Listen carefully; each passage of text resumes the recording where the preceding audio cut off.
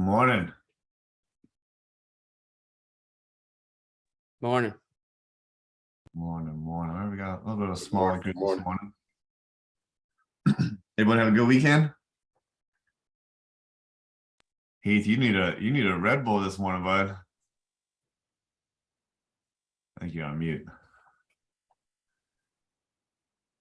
Wild night, wild weekend.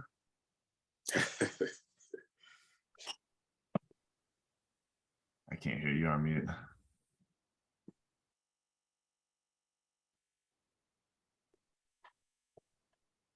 I just couldn't sleep last night. Oh yeah, gotcha. Yeah. Some crazy games. Yeah, it was Crazy games good. yesterday. Yeah, they were good. Yeah. I did not expect the Giants to win yesterday, but that didn't surprise me. Yeah, Vikings been a weird team all year. Let's see. definitely. All right. Well, yeah, let's get started. Anyone have anything they want to chat about first that they're working with? No. All right. Well, let's get started. I'm gonna share my screen.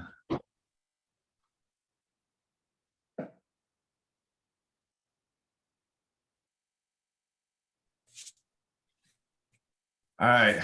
So today we're gonna be talking about establishing your brand and developing your farm, which is obviously a big part for new agents is getting started, right? I mean, everyone gets their license and they're ready to sell a bunch of houses, but at the end of the day, you have to have somebody to talk to, right?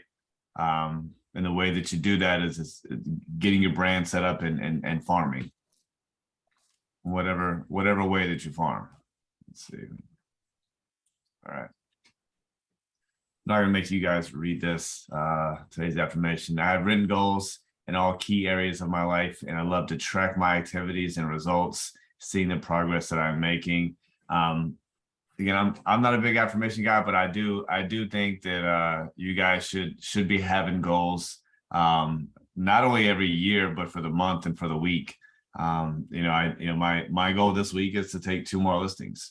And that's my specific goal for this week. Maybe your goal is to talk to one new client or set one appointment or go on a showing, right? Figure out what your goal is every single week and try to hit that goal. All right, so we're going to be going over just some basic stuff, creating your branding, your email signature, basic stuff like that, voicemail greetings, branding recognition, and your one value proposition. And we're talking about farming, different types of farming, walking your farm and things like that. Establishing your brand. What is your one value proposition for client attraction? And basically what that means is, why should a client associate themselves with you and the company, right? Like, why would they want to work for you? What do you provide, and what makes you unique and stand out from the other 125,000 licensed agents in North Carolina, right? So try to figure out what sets you apart, and it's basically your elevator pitch, right? You've got to know, really quick when someone asks you, like, why would I want to use you, what you would say. Heath, in that moment, and what do you feel like your one value proposition is? Why would somebody choose to work with you over another agent? I have strong communication. I make sure that my numbers and my CMAs are incredibly accurate, and I have a well-rounded knowledge of the workings of real estate as far as the laws go, and as well as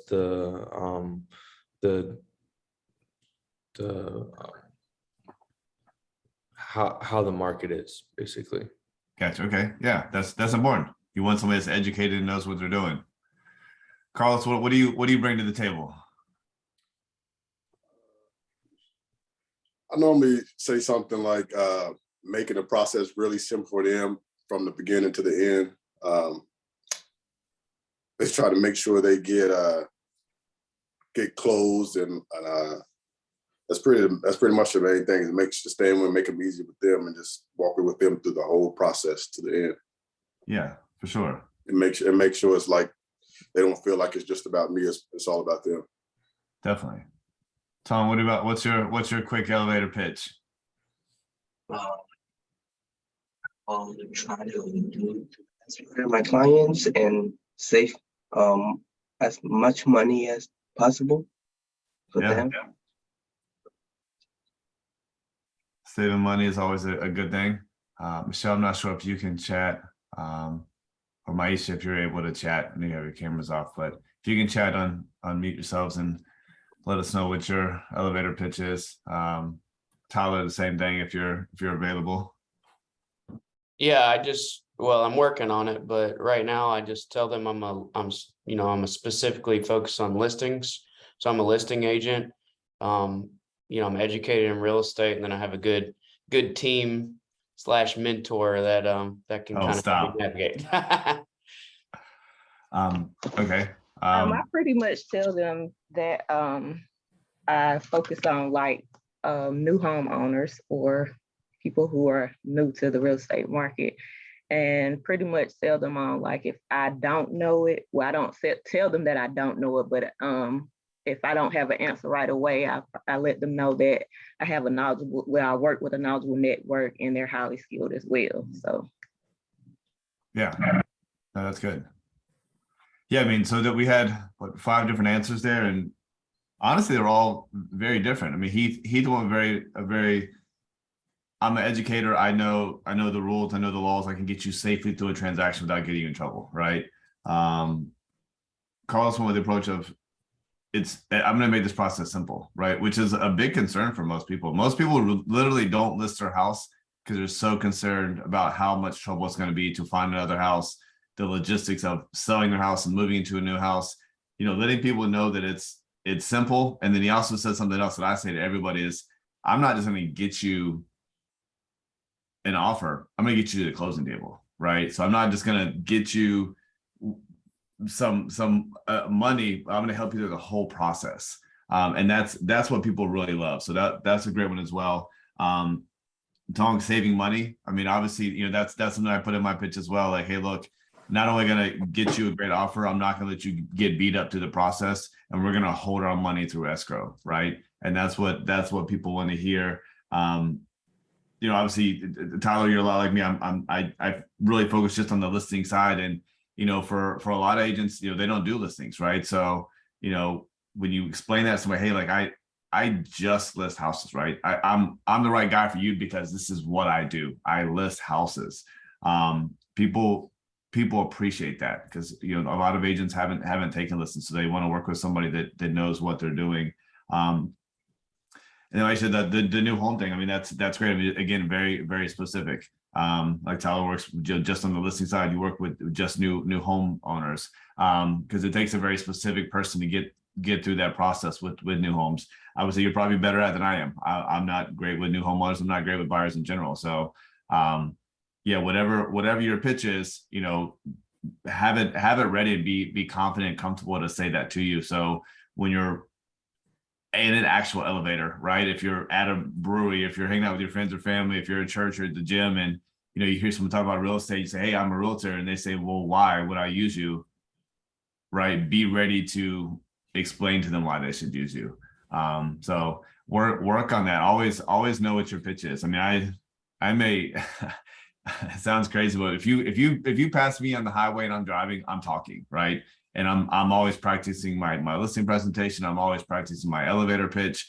I constantly am working on and evolving and changing, right? Depending on what client I'm going to see, right? What type of client, right?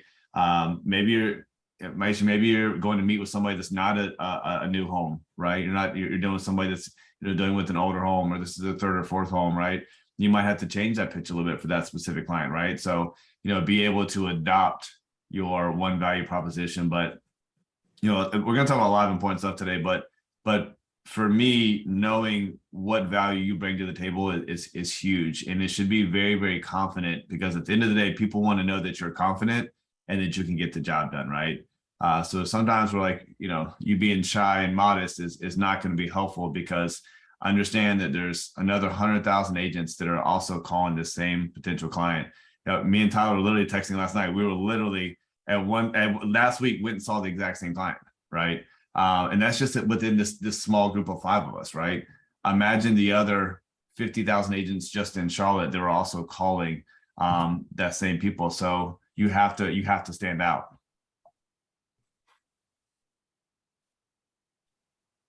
Has everyone set up their signature in their email? Yes, I have. Yeah. I don't think mine is set up. I thought I went through it and saved. When I look at my email, it still shows my old one. Gotcha. You use Google? What do you use? Yeah, Google. Yeah. Let me see. So if you just go to your settings, see all settings, and scroll down. If you save it, you can, there's different ones you can use, right? Like I have two. I have my luxury one, which is the one I use now, and this was the original one that I had, which is kind of like the one you saw on the screen. And then I have this one, which is my luxury one. Once I got certified for luxury, I changed it this one. So you want to make sure that you have the one you want selected right here, right? So of all the signatures you have, maybe you have no signature set up, or you have the other one set up, but you also want to have it set up for every new email. And I also put on every reply as well. That's just my preference. You guys can change it how you want. If not, I can send you the. It's also in your one login that you can find the signature. If you can't find it, also, I can email it to you as well. And then you can. It's basically just this one, and you can just change obviously your name. It already has the logo, already has all this stuff on here, but just customize it to have your stuff in there. And then make sure you obviously change it or save it at the bottom, or it won't do it. Yeah, check on that when we get off here. Let me know if you got it fixed. If not, just shoot me a text. Okay. We'll walk through it. Yeah, you wanna make sure that your signature is representing who you are. Your voicemail greeting.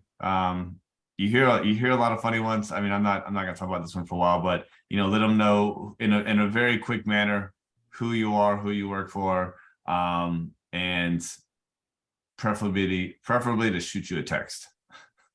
It's the way I like to line it up. Like it is not 1960. Shoot me a text if you can. Consistency is key, and this is a great one. So your logo, slogans, images should be pretty consistent. And I have one picture. It's not the best picture, but that's kind of what I went with, and I use it pretty much on every platform.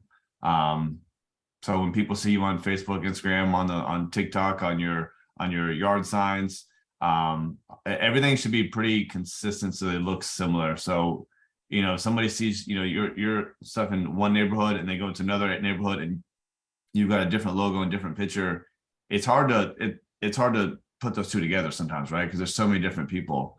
So you really want your branding to be consistent. And really with Realty One Group, your branding, your logos and stuff has to be consistent, right? I mean, there's a very specific way that we allow agents to brand them. You can't change the color. We're not supposed to change the font or the size of it. So that should be a no-brainer. If you ever have an issue or concerned about what you can and can't print, ask your mentor, ask Andrea or Amanda. Has everyone on here finished their post licensing? Yes. Tom, was that a no? I'm still working on it. Okay.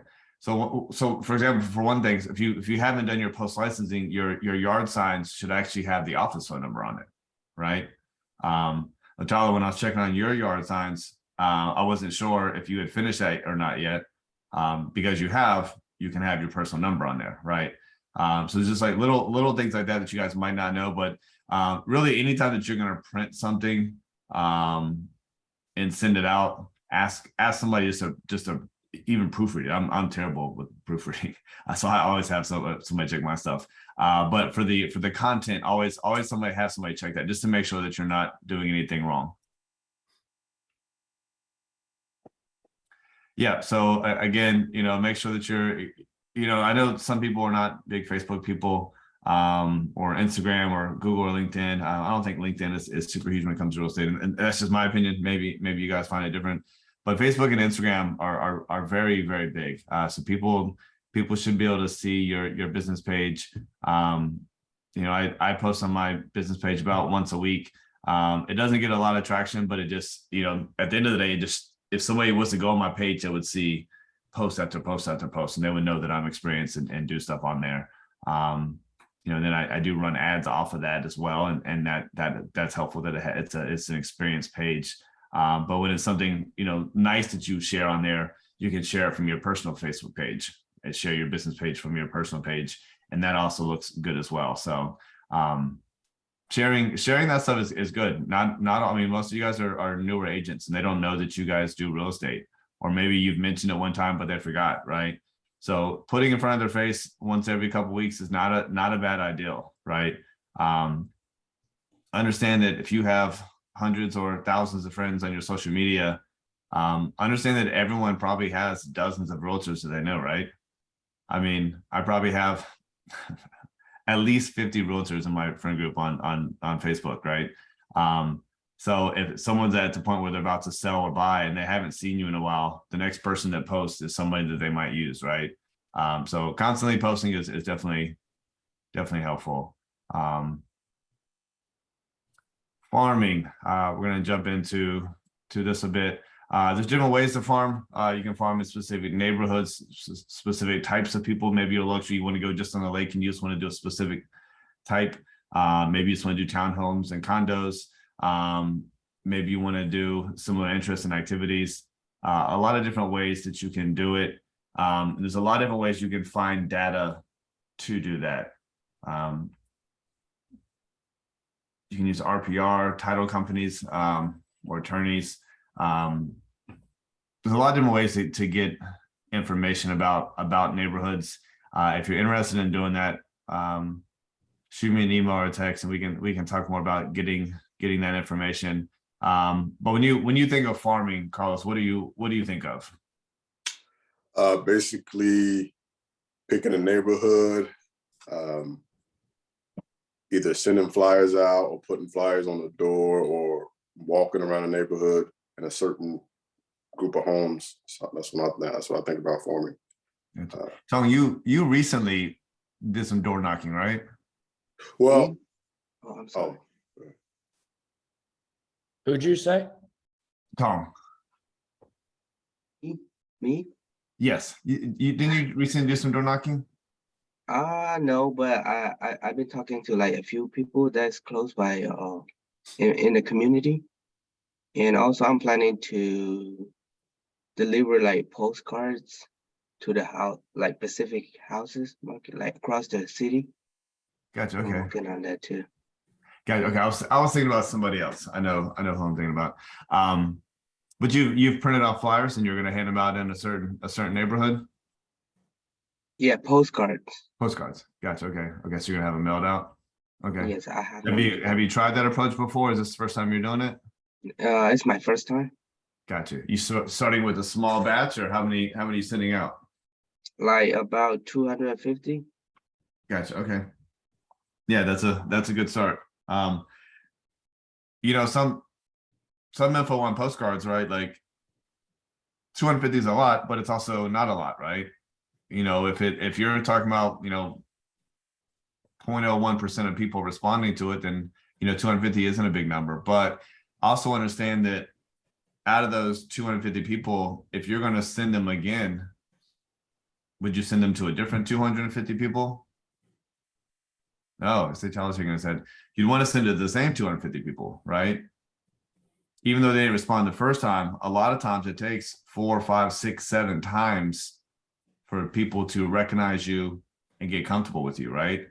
So a lot of times when you're gonna, and this is just kind of my philosophy, but and from what I've heard from other people that have had success in it is, if you're gonna spend the money on the postcards, continue sending it to the same group and see what kind of feedback you get after multiple times. Because that first time, I'll tell you, when I go to my mailbox, I pretty much throw everything away that's not that's not important.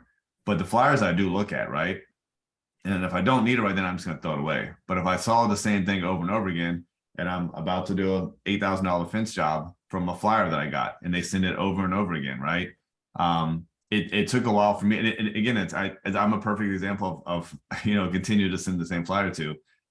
So yeah, that would be my approach, is like, test it out, right? Maybe you don't get a ton of traction off of that, but also off of you sending that flyer, now you could also call behind them, right? Be like, hey, I just want to reach out. I sent you a flyer the other day, so I wanted to call and introduce myself, right? Now you could go door knock off that. Like, hey, I sent you a flyer last week in the mail. I just want to stop by and introduce myself, right? Like, how much easier is it now because you've done that, right?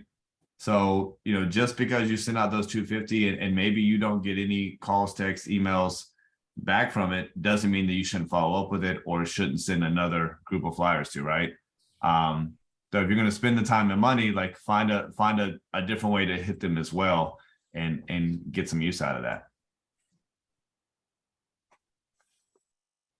Research neighborhoods, preview active listings, features, benefits, non-desirables. I mean, do they have a pool? Do they have, a gym? Do they have like a walking area? What specific things about that neighborhood? If you're going to work a specific area, a specific neighborhood, you should try to find out as much as you can, right? Like, so go to everything that's sold in the last year. Look at all the agent notes, the public remarks, and see what was written about those neighborhoods that the other agents that have sold in that area have done. So what's attractive, right? Because the homeowners are probably the ones that have told them what to put in those notes. So super helpful when you're trying to work a specific area is find out much about that area that's going to be desirable. So when you're talking to the people and you're saying, hey, I sent you a flyer last week, just want to come by and introduce myself. I noticed everyone really loves the fact that they can't build behind you because of it's a school wooded area or something, and get them talking about it, right? So if you know more about the neighborhood, the more the chance they're gonna want to vibe with you.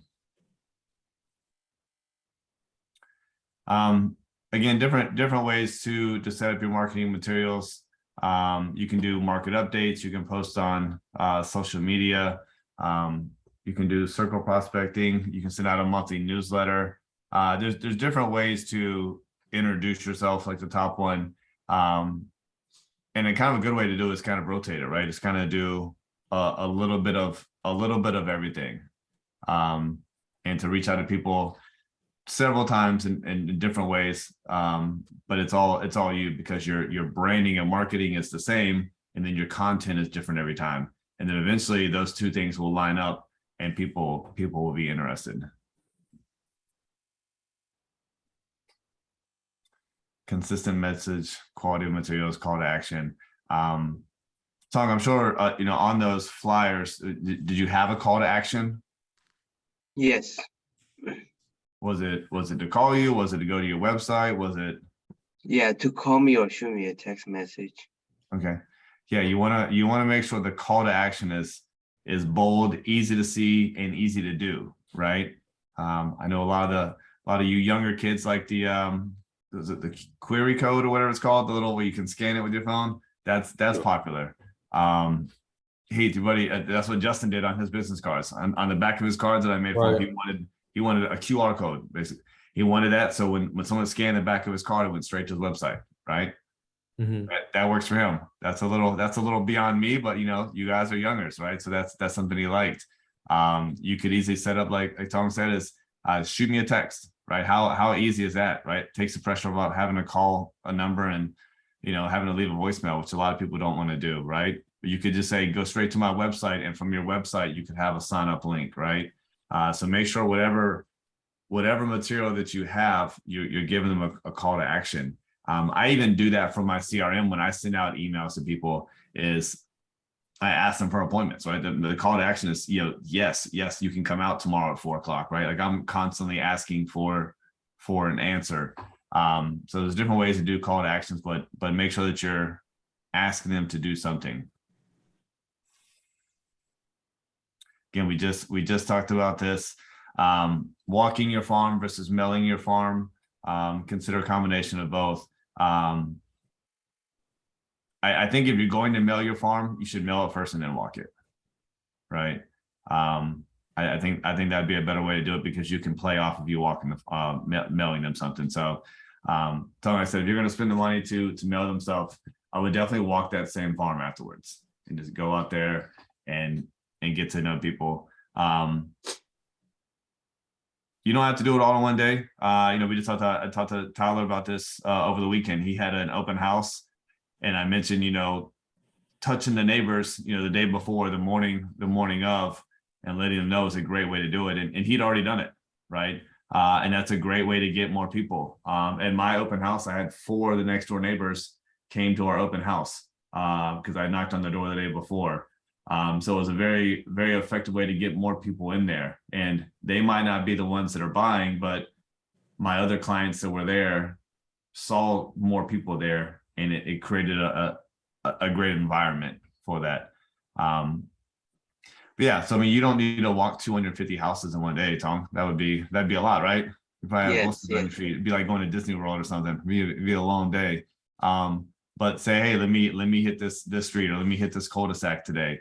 Maybe you're gonna do it like after work or on your way to the gym, go knock on 15 or 20 doors, and then just do a little bit every day. It doesn't have to be super overwhelming. It doesn't need to be super aggressive. Obviously, you're not there to ask them for a business, ask them for their business. You're not asking them to come in and take a tour of their house. It's just boom, pop in, like, hey, just want to let you know, I'm an agent. I work this area. I sent you a flyer last week. Just wanted to see if you need anything, at least you have my card. Nice meeting you.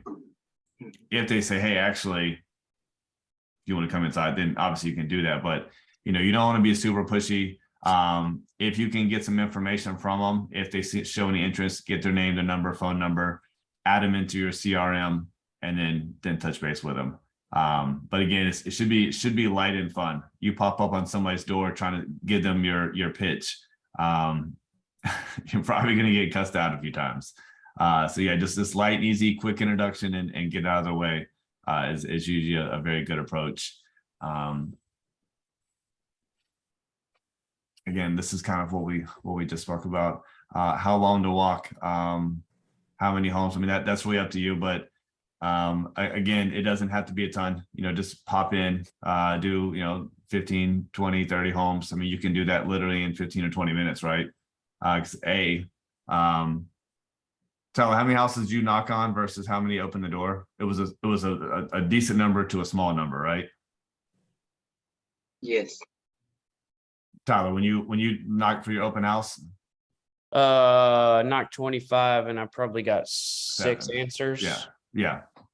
So I mean that's gonna be common, right? So I mean, if you just did 25 a day or a weekend or whatever you're gonna do it, out of 25, how many you're gonna get? 25 sounds like a lot, but if you're just knocking on a door, no one comes. I mean, you're just going right to the next door, right? 6 isn't too bad, right? So if you got to talk to 6 people out of 25, that's a good little session. I did it around like 3:30, 4 o'clock, knowing that was later in the day. People were most likely home, so that's the trick. Yeah, that's a good time. I mean, obviously the weekends are a good time. You're going to get a lot of people home. Evenings are a very good time. But it's always good to mix it up. That was it. This is a pretty short and sweet rev up. But again, I think the most important thing we talk about today is the one value proposition. Just make sure that you guys are comfortable when you meet with somebody and give them your why. Why would you ever want to work with me over the other million agents, and being very, very confident. So I know last week you had due diligence period ending last Monday. How'd that go? It went great. The listing agent and I negotiated like right before it's ended. Yeah. Yeah, we had a really good credit that offer rent the seller. Offer rent the seller, and we closed on last Thursday. It's already closed. Oh, it already closed? Yes, it's closed early than the Congrats. actual. It's already recorded and everything? Yes, Was that your first close? yes, that's my Oh, first let's give him a close. big hand. Yeah, thank you. First I close Congrats. learned transaction, man. a lot of stuff, and I have a lot. I gained a lot of experience from it. Yeah, that's awesome. Your first close is so huge when you get that under your belt, right? I'm sure Yes, you learned a lot, but I'm sure you also understand that the next 10 transactions will all probably be completely different, you know. And that's one thing that you have to get used to is every transaction is a little bit different. But congrats, man. I'm proud of thank you. you. Now is what's in the pipeline, what's next, right? You gotta build off of that traction. If you haven't, and I didn't see it on your social media, but did you post you had a close? I'm about to post it right after this meeting. Man, you gotta, it's one of those things, strike while the iron's hot, right? Like every time you have a closing, post right after it. You can go through Realty One Group, have what's called Rate My Agent, right? Send that to them today. And have them send a review, right? And then share that review, right? So post something today. So excited for my clients, picture of the house or picture you and the clients or whatever you want to do. Share that on your social media today and then have them do that review today and then post that maybe on Thursday, right? So now you got 2 posts off of that. That way you're getting it out there that you do real estate, and you're having success, right? So take every opportunity you have. Tyler, off of every listing that you get, you should be, sharing that. Just got a new listing, just went live, just went under contract, closed, right? Make sure you're doing that on everything. Did you, Tyler, did you send that offer over? Did you get accepted? My client's partner didn't get back to him on a number last night, so we'll see. They were going back and forth, I think. Oh, gotcha. Okay. Well, hopefully that'll work. Heath, Carlos, you guys, make sure you guys got anything in the pipe you need help with? They're still grinding right now. Yeah. Yeah. Yeah. No, we can't find a home right now that they're looking for in Rock Hill. I need like a 3-bedroom, 2-bath, 1,400 square feet under 300K. How close to Rock Hill did it have to be? It has to be in Rock Hill. Gotcha. Is the problem that you're trying to find something under 300K that meets those requirements, or there's just nothing available? There are homes available. It's just that they're just throwing up homes in older neighborhoods. So it wouldn't help them like in equity in the long run or anything, because the neighborhoods don't match the homes that they're building right now. Right. So that's the main problem. Is it they're not happy with the houses that they're seeing, or you're not thinking it's a good idea for them to buy? The homes are nice, they're just in the wrong area. But I've posted on Facebook the exact thing I just told you, and they also send homes. So I mean, it's just a matter of time before they find what they're looking for. Yeah. I mean, some of those times, I mean, you have to let them know that, hey, you might not find the perfect house right now, but if this house is doable for the next couple of years, maybe this is a good decision to go ahead and purchase and start building some equity until you can find something else. But yeah, hopefully you find something for them soon. I've got a closing on Thursday, and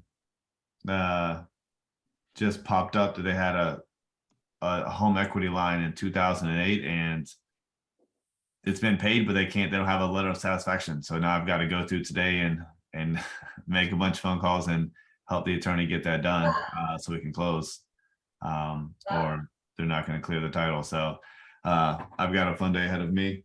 Anyone else have anything that they want to chat about or need help with? Hey, Brian, on the exclusive buyer agency agreement. So if you have 2 partners, like the one I'm making an offer on, Right. he's bringing in a new partner. So now I have to go get him to sign that as well to make the offer for both of them. Right. Okay.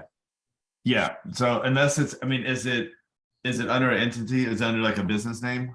No. So that they're both going to be on it? Mhm. Yeah. So I have to Um, get both of them to sign it. And Yeah, I mean, so you could just obviously have them both sign you talking about the actual offer to purchase or the buyer's agency agreement. no, the buyer agency agreement. Yeah, I mean, you could send him a separate one as well. So whenever you send him the offer to purchase, when it's his turn to sign it, also send him a buyer agency agreement as well. Separate. Yeah. And you can either have him sign that same one or just have him sign a separate one because he'll also need to sign a working with real estate agents as well. Yeah. So you can kind of just send him a whole new packet, and then have him sign the offer. And for general area, can you put North Carolina, or do you really need to nail it down to at least a county? I mean, if they're searching a much bigger area, and it sounds like your investor is, then yeah, you can put North Carolina. I normally put kind of a specific area, but I also normally put a bigger area just in case they change their mind. Like if I've got someone that's looking at Statesville, I don't want to put just Statesville in case they end up buying Hickory, right? So I put Statesville and surrounding areas or Charlotte Metro or something. So, but for these guys, it sounds like your investors will kind of work anywhere. Yeah, I would probably just put North Carolina. I have another interesting one, but I think I know the question or the answer. I met with a gentleman the other day. I just found out he wasn't the owner. He was his twin brother. Mm, The twin agreed for his brother to meet with people. But he needs power of attorney to actually, go through with Yeah. this, right? yeah. Yeah. Is his brother able to sign, or is he older? Or? He said he can sign, so but he doesn't want to meet with people or talk to people. So Yeah, I would just say, hey, look, that's not a problem at all. I do a lot of, I mean, there's a lot of times at some people's house, I never meet with them in person. If you're okay and you like me, you want to go forward, just give me his email address. I'll shoot him the information. If he has any questions filling it out, he's welcome to call or text me. That's kind of how I would handle that. yeah, I got all that. I just they lied to me, didn't tell me it was the twin. Oh yeah, the old twin. It was interesting. Yeah, that is, yeah, always.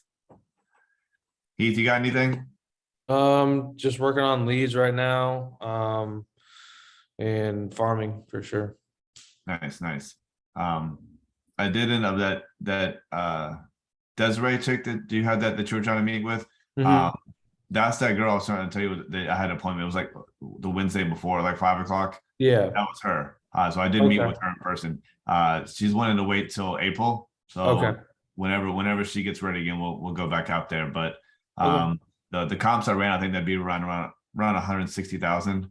okay, So it would be a good one. And she's going to be buying a $200,000 condo like right down the street. So yeah, so just stay on top of her. Hopefully she'll be ready relatively soon. okay, cool.